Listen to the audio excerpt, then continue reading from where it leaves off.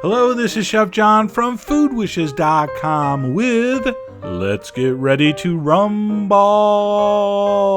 Sorry, I really wanted to hire that guy to do that for me, but he wanted like $1 million.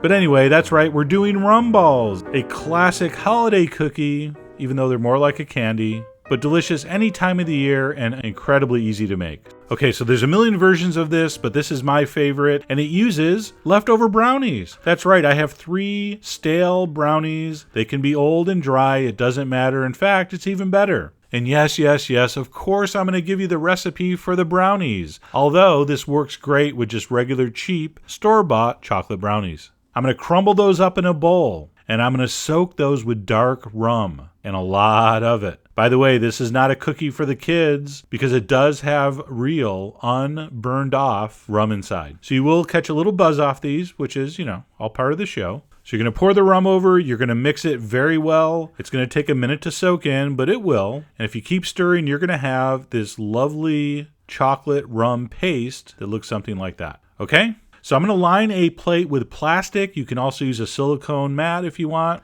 I'm going to use this little sorbet scoop to make these little 1-inch balls. You really can make these any shape or size you want. All right, but I prefer smaller. I'm going to scoop those out, and they're way too sticky to work with. So what we're going to do is we're going to cover those. We're going to pop them in the freezer for about 15-20 minutes until they're firm enough to roll. And how will you know? They'll be firm enough to roll. That is your main clue.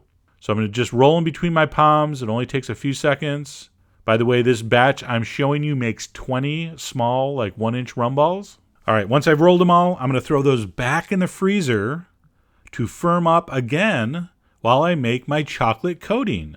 Not to be confused with chocolate codeine, which I believe is illegal. All right, for the chocolate coating, we're going to chop up a very good quality dark chocolate. I'm going to give you all that specific info on the blog.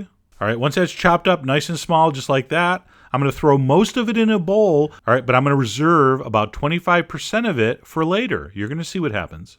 I'm going to put about 1 inch of water in a saucepan, bring that to a simmer, place my bowl over the hot water.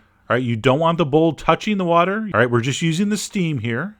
My heat is on the lowest setting I have, and when that chocolate gets about halfway melted, I'm going to turn off the heat. I'm going to lift the bowl up to release a little bit of that steam, and there's going to be enough heat left in that water to melt the chocolate the rest of the way.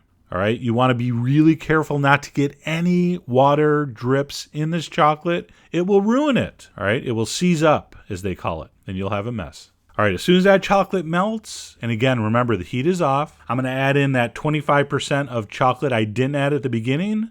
Stir that in. That's going to lower the temperature a little bit. It's going to make for a very, very easy to work with chocolate coating, okay?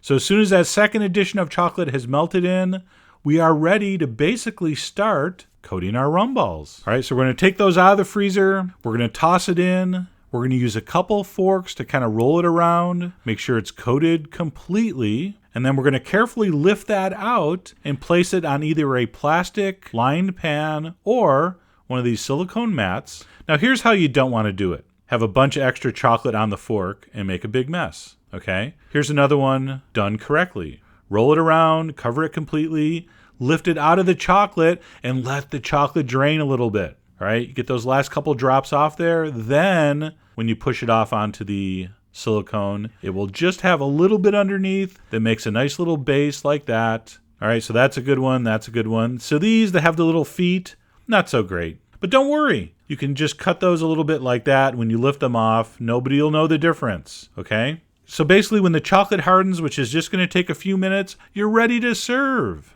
I'm going to throw those on a plate. I'm going to dust with a little cocoa powder just to make them look oh so cool. You can refrigerate those until needed. And there you go. What a gorgeous, gorgeous holiday cookie, special occasion confection. So have you ever been sitting around thinking, I can't decide whether I want to eat chocolate or do shots of rum? This combines the best of both in one delicious bite.